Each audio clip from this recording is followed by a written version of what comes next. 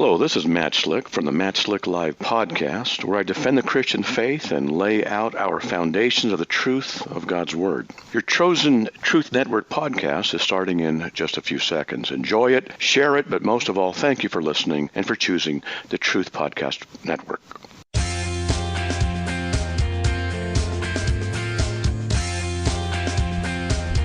Oh, that was nice, and I'm so grateful. Look, sometimes we want to bring the people on that help us do what we're doing, and when they actually have something to contribute, like to our health, I don't talk about this stuff as though it's third party. Thank you, Mighty Muscadine, for partnering with us, and thank you for offering these products that help us, that help the heart, all these stuff. They don't sell the sizzle, they sell the science. You heard the scientist himself, who's behind a lot of the research, who help create this delicious antioxidant hydrating beverage, Vine-tastic. So learn all about them. All the information is at mightymuscadine.com. Order a case of this. Give it to your kids instead of these diet drinks or these awful energy drinks loaded with synthetic vitamin 12. It's just bad for you. mightymuscadine.com. Use promo code TRUTH for extra savings, and thank these folks for thanking us, for standing with us, for keeping the outlet open. And you're thinking, well, why is that important, Stu? Well, I'll tell you why that's important. Because imagine walking into the bank and you got to pay a bill and you got to get a check and you got to get that financial transaction done. You walk in the bank and your account's frozen. What? My account's frozen? Well, yeah, you're associated with this ministry, and this ministry just posted on Facebook that marriage is between a man and a woman. And the government has frozen your account, and you got to pay a bill, and suddenly you find yourself in debtor's jail, and it gets kind of bleak. Now, Stu, is this conspiracy? Are you just kind of throwing stuff out there?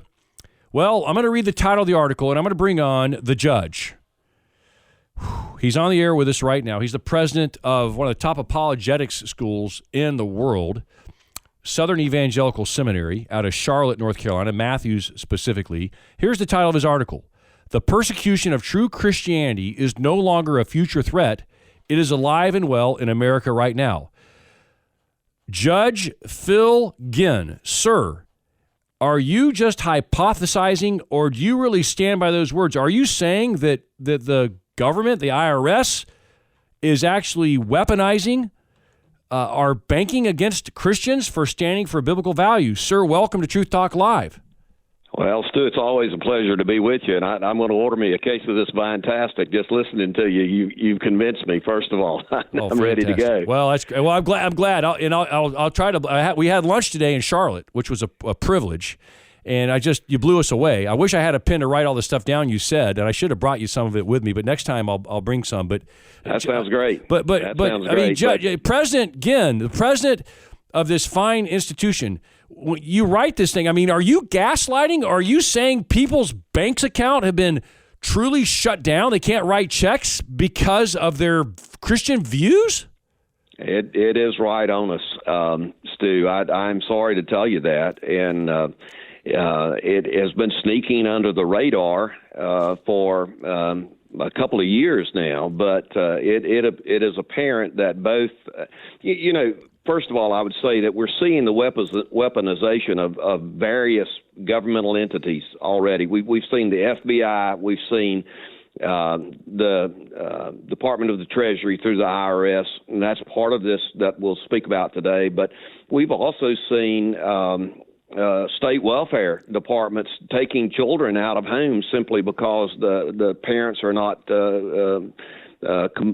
complying with gender equity and all of that sort of thing. So we're seeing government empowered to negatively impact the lives of biblical worldview parents and people. And in this article that's yet to be published, by the way, that I've written and that I've given you and your readers now a little bit of an advance notice of it, there is clear evidence that both the Department of Education and the Treasury Department are in fact attacking faith-based organizations and some conservative organizations as well by labeling them as hate groups and identifying them as, particularly in some instances, to banks, identifying them directly in emails to banks, telling banks that they better be careful in dealing with these people because they're terrorist organizations. Wow. Okay, if you have a question for Dr. Ginn, he's on the air with us right now.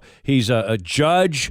He's been the head of the court. He's a graduate of the institution that he is now the president of. It's a remarkable story, and we're so glad he's with us. Dr. Phil Ginn, Southern Evangelical Seminary, Charlotte, North Carolina. We had lunch today. I almost choked on my salad, sir, when you told us this horror story about this Ugandan missionary trying to serve the Lord and just needs some fun to feed the poor over there. And it didn't go so well for him. Now, tell that story. Let me give the number. St. Nick, our awesome producer, is ready to take your calls and put you on the air with Dr. Ginn on Truth Talk Live. If you want to phone in, the number is 866-34-TRUTH. 866-348-7884. Should Christianity be a hate crime? And what does America look like if this becomes law, as the Biden administration and the Obama administration, by the way, prior to them, they put some things in motion to weaponize the IRS against believers. So you can all say, well, it's bad. They're going to come after Christians. We can all say that and theorize that. But when you got to pay your rent, Dr. Ginn, it's a whole other thing. You can't pay the people you owe money to who could shut you down. Now you're out. Now you're homeless and on the street because you believe in the Bible. Well, a lot of this was uncovered lately by the congressional committee that was put together by the Republicans when they came in, and it is the United States House of Representatives Committee on the Judiciary and the Select Subcommittee on the Weaponization of the Federal Government. But it had its origins all the way back in the Obama administration. They put together a thing called Operation Choke Point, which was put in to theoretically deter fraud at the time, but it had far-reaching consequences. Now, when Mr. Trump became president, he tried to do away with it, but there were some vestiges of it left over. And sometime in early 2023, probably March or April of 2023, the Bank of America actually used it to close off the account of an entity known as Indigenous Advance. Indigenous Advance actually was serving the country of Uganda and with relief. Now, Uganda is a Christian Christian country, and they have kind of stonewalled the Biden administration's use of the alphabet sex mentality to put out their aid. In other words, if they don't go along with the woke concept of the Biden administration, then or other entities, then Uganda doesn't get all the aid that the other countries do that really buy into it. Well, what happened was that the Bank of America actually took a technicality out of their protocol and shut off the account of this Christian organization, and actually they couldn't get to their donations, they couldn't write checks, and the folks that needed it most, who are in starvation that they're serving, can't get the products and the materials that they need to survive. Unreal. The missionary actually had to leave Uganda, come all the way back to the States, and spent about a month trying to unfreeze all of his accounts that the Bank of America had closed down. The same thing happened in Canada with Mr. Trudeau. Some of your listeners may remember the COVID-19 trucker strike. Yes, the truck drivers. Yes. Yeah, and he used the bank this methodology to shut them down. And then the same thing occurred with through the J.P. Morgan. Chase did the same thing for the National Committee for Religious Freedom, which is a faith-based nonprofit organization led by Sam Bramback, who was former governor, I think, of Kansas, and also former U.S. ambassador at large for religious freedom. So this all occurred before all of this rest of the story came out under the congressional committee that started looking into the weaponization of the federal government. And your listeners probably will also remember it rose out of the January 6th. A lot of this did, where the IRS was, Treasury Department was looking for words in like Trump and MAGA and Patriot and Kamala and Biden to determine, where you're sending your money and who you're contributing to and things. Well, and they could freeze your bank account, and they've done it. I mean, you're over there. You're not gunning people down, ordering weapons. You're giving poor people food who are going to die, and the government shuts your account down. You're in the middle of Uganda serving Christ. Wow. 866-34-TRUTH. The judge is on the air. Let's go to B in Ohio, and you can call in at 866-348-7884. Jump in here, sir, real quick. We got about 20 seconds before the break, but I want to get you in with your comment. Vote Bernie Moreno today, paper ballot. Ask for a paper ballot before you scan your ID. Judge, thank you for coming on this. The lemon test, does that play any precedence on these cases that you're seeing? The coach that won the Supreme Court here a couple months ago, it's called the lemon test. Go ahead, Stu. Okay, the lemon test. Wow, a good question. Hey, Judge Phil Ginn will be back with us to answer that question. President of Southern Evangelical Seminary. Go vote, Ohio. Today's voting day. Oh, yeah, go vote, Ohio. Good call. We'll talk about that more. And could you go to jail or have your account frozen for being a Christian in America? Hang on. You're listening to the Truth Network and truthnetwork.com.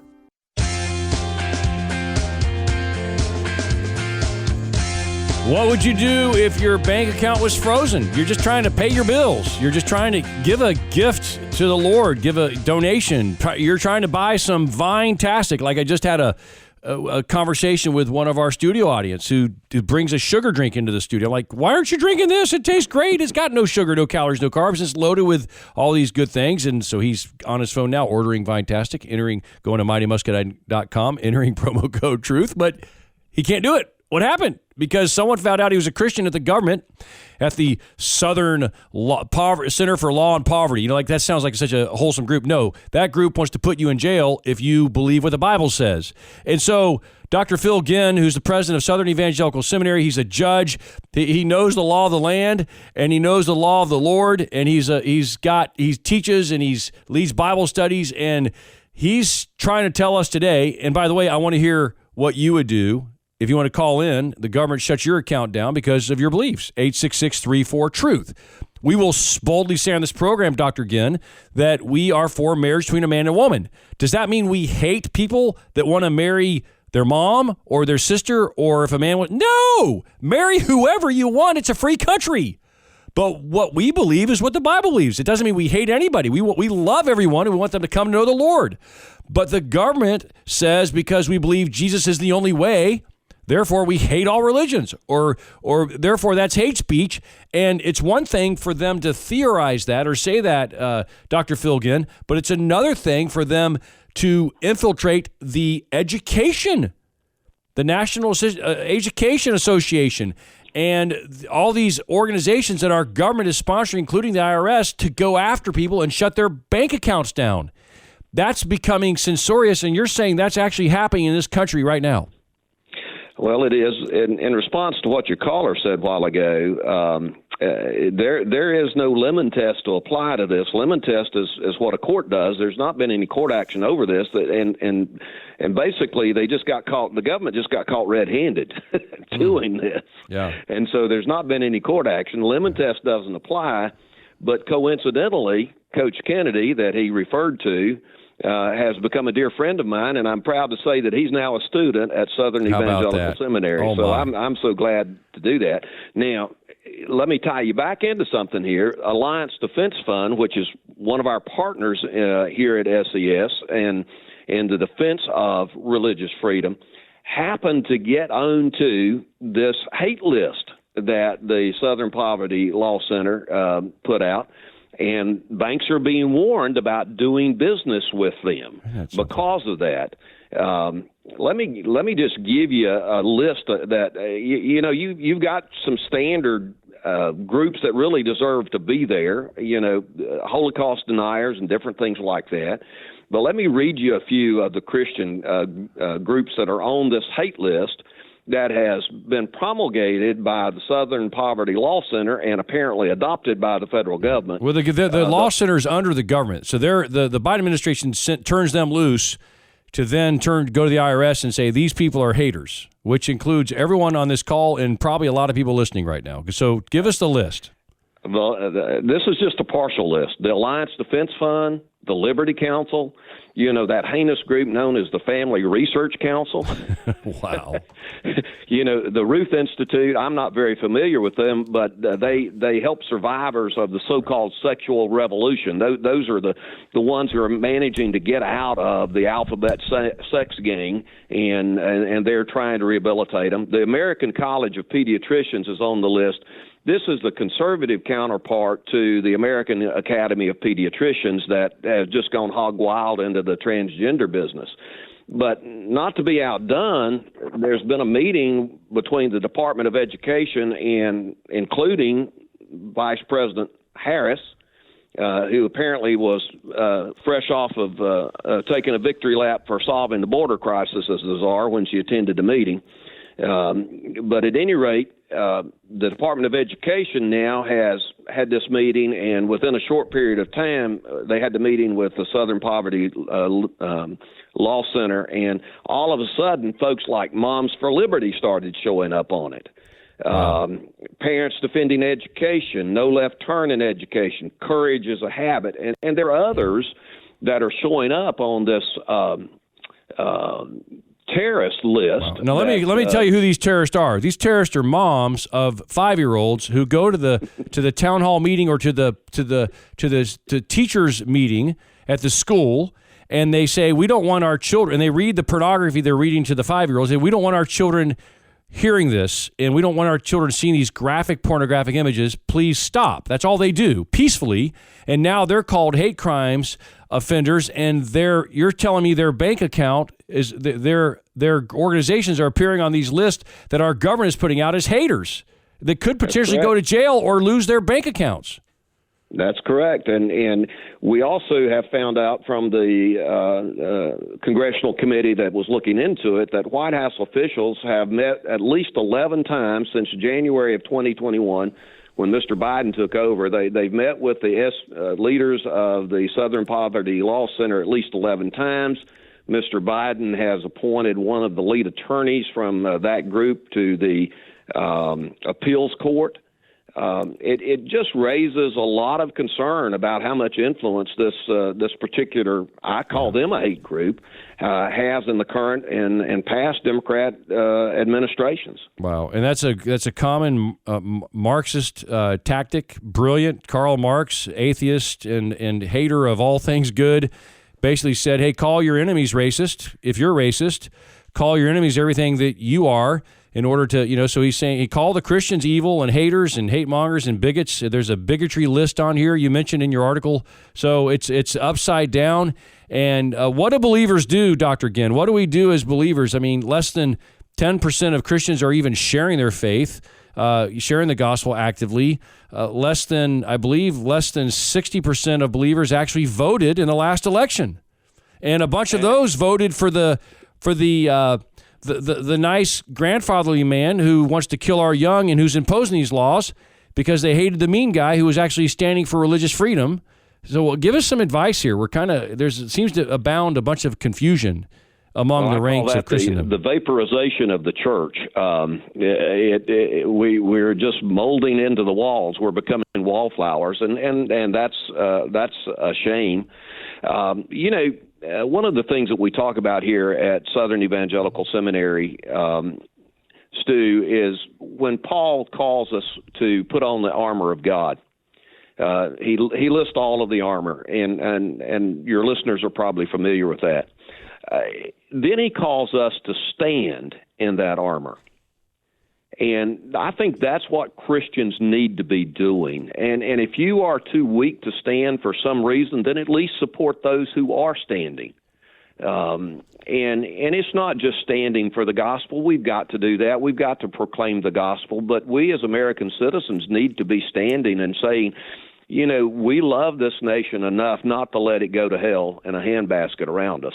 Because if we're going to be given the privilege of sharing the gospel freely, then America must remain free, particularly as it applies to this First Amendment and the Bill of Rights. The very First Amendment that was required by North Carolina and Rhode Island, incidentally, before they would sign off on the Constitution, the very first point of the Bill of Rights is the freedom to worship, not only to worship, but to serve God as we see fit. Wow. And by the way, that's for everyone. Anyone can come in this country. We talked about this at lunch.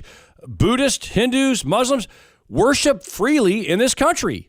But just don't put us in jail because we worship the true God. We have a discussion about it. We have you on the radio. We talk about it. And it's interesting that those that are most interested in freedom, a la the believers, are the ones that are going to be silenced and that they want to go after and call haters and put, attack our bank accounts, which is really fascinating. Thank you for writing this article. Judge Phil Ginn, the president of Southern Evangelical Seminary. What's the website for the school? How can people themselves read this article or get on your list to learn more? You do these great little clips. You have this podcast called Truth That Matters. You've got great apologetics courses, too, for equipping the next generation in the Word of God and proclaiming the gospel to a lost world. How do they find out more about you, sir? Well, the website for the school is ses.edu. That is the academic side of us. But we also have truththatmatters.net, I believe it is, that deals with the training side of it. We're trying to take the training and put it into the hands of mothers and fathers and pastors and church leaders that will allow them to have at least some ammunition to go into the war that is affecting our culture right now. And, I tell people that the line for the defense of religious freedom and our way of life and for the kingdom of God is forming behind Southern Evangelical Seminary. We've just decided at our place that we are going to freely choose to stand and live in the mercy of the cross and the power of Christ's resurrection until we attain that glorious hope that will come in the clouds of the eastern sky someday soon, I hope. Stu, after all, it is the gospel that is the only truth that matters. Amen. Yes, sir. I love that. It's going to prevail. Yeah. It's going to prevail, although all hell would come against That's it. Right. So we're on the winning side. We just need to stand up and be counted. Right. And the answer is not in politics or in one candidate. In most of these candidates, a lot of these candidates are vulgar unbelievers. But the question is, who's more aligned with truth, and who's more aligned with saving lives, babies, and human life dignity, and who's more aligned with religious freedom to allow these conversations. I'm not sure how long we'll be on the air talking about truth, but as long as the Lord allows us, we want to do it. But the answer is ultimately in the King of Kings, Judge Phil Ginn, Southern Evangelical Seminary. But Christians must be active, right? We need to be engaged in our culture in a Christ-like way, correct? Need to be standing steadfast in the truth, my friend. Love it. Thanks for being on. God bless you, sir. Check him out at his website, truththatmatters.net, seccs.com.edu. God bless you, sir. Thank you. Another program powered by the Truth Network.